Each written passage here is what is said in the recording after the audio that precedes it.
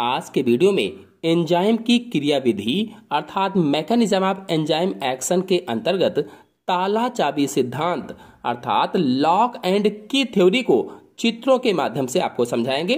तो पूरी जानकारी के लिए मेरा पूरा वीडियो लास्ट तक देखिए और यदि अभी तक हमारे चैनल को सब्सक्राइब ना किया हो तो सब्सक्राइब जरूर कर लीजिए। चलिए शुरू करते हैं। तो ताला कुंजी या ताला चाबी सिद्धांत एमिल फिशर ने सन 1894 ईस्वी में दिया था। जो एमिल फिशर थे इन्होंने सन 1894 ईस्वी में लॉक एंड की थ्योरी दी थी।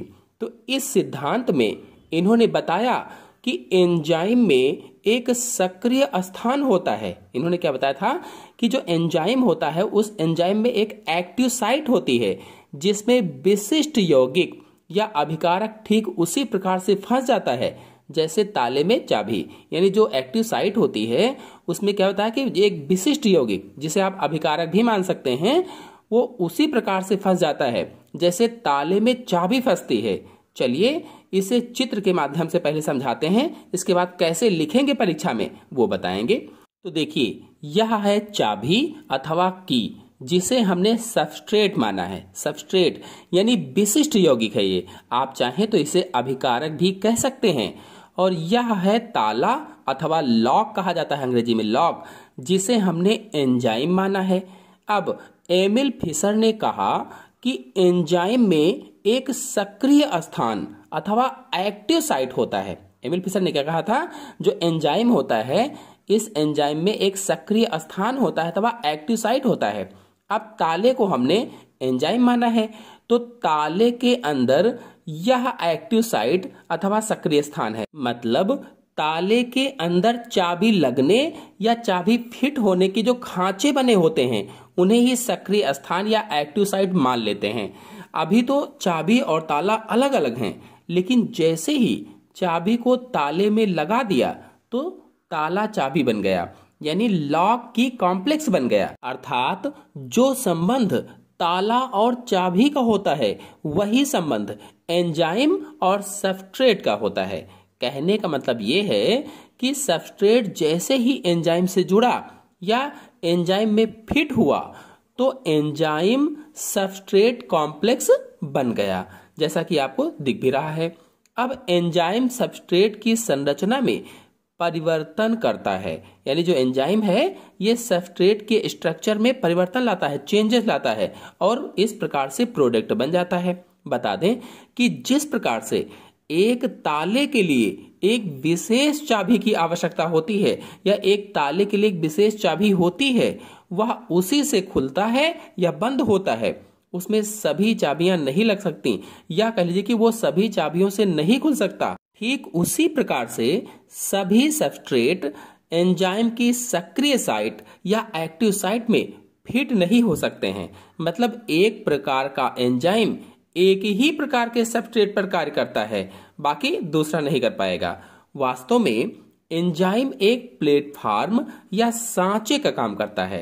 देखा जाए तो क्या है, एंजाइम क्या है, एक प्लेटफॉर्म या सांचे का काम करता है जिस पर सबस्ट्रेट के अणु समीप आते हैं और आपस में प्रतिक्रिया करते हैं, फिर उनमें रासायनिक क्रिया की गति बढ़ जाती है।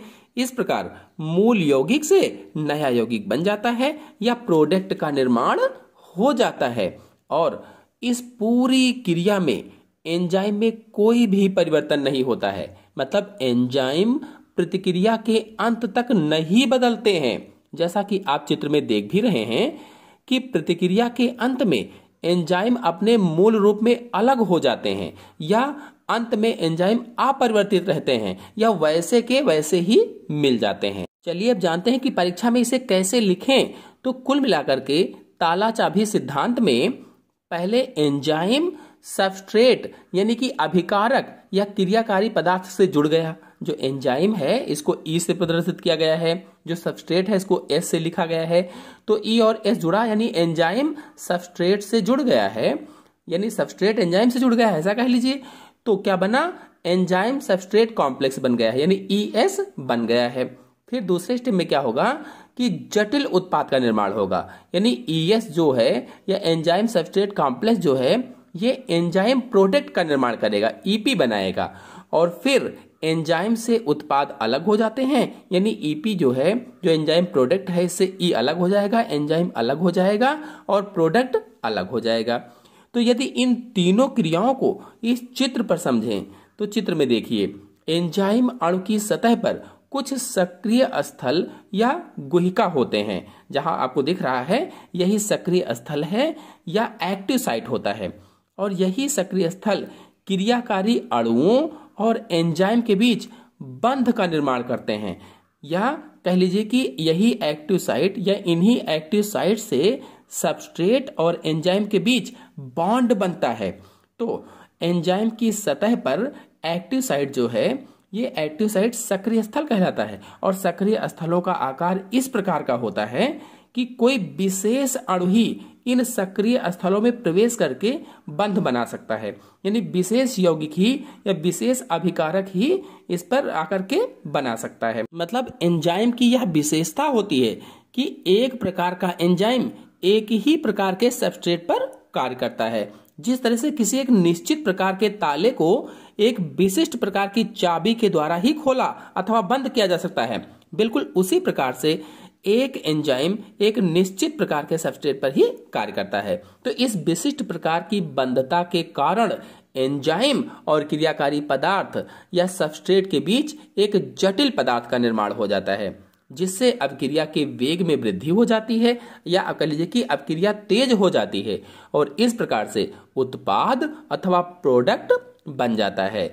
और इस प्रकार से बने उत्पाद की एंजाइम की सतह पर कोई बंधुता नहीं होती है, यानी जहां एक्टिव साइट थी उसकी सतह थी, वहां पर उसकी कोई बंधुता नहीं होती है, इसीलिए वह एंजाइम की सतह से अलग हो जाते हैं और इस प्रकार से प्रोडक्ट का निर्माण हो जाता है।